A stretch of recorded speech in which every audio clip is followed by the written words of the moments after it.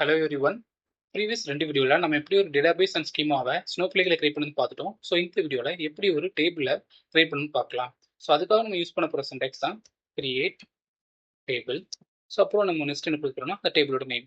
So இப்போ table வந்து நம்ம ரீட்டைல் டிபிக்குள்ள தான் கிரியேட் பண்ண போகிறோம். ஸோ அதனால retail DP dot schema name sales dot so table அப்படின்னு ஒன்று கிரியேட் பண்ண போகிறோம். இங்கே நம்ம அந்த டேபிளுக்கு நேம் என்ன கொடுக்குறோம்னா கஸ்டமர்ஸ்.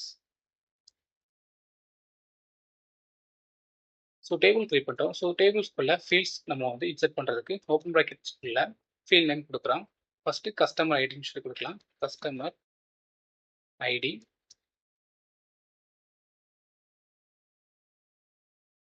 ஸோ கஸ்டமர் அப்படிங்கிற இன்டிஜர் நம்ம டிஃபைன் பண்ணுறோம். Next name. ஸோ நேமை நம்ம வந்து ஸ்ட்ரிங்காக டிஃபைன் பண்ணுறோம். வேர்க்கர்.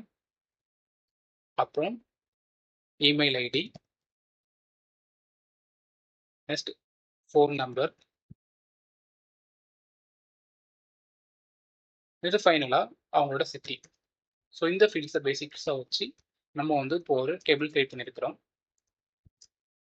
ஸோ இந்த லைன் ஆஃப் கொரி முடிஞ்சதுக்கப்புறம் செமிகுலன் கொடுத்துட்டு இப்போ ரன் பண்ணலாம்.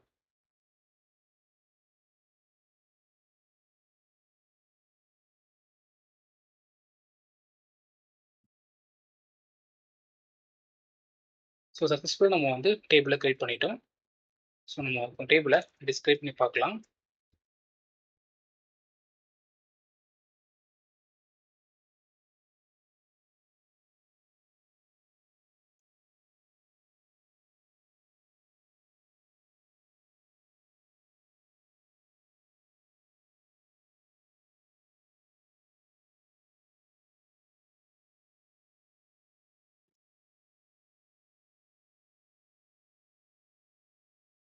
ஸோ இங்கே உங்களுக்கு தெரியுது.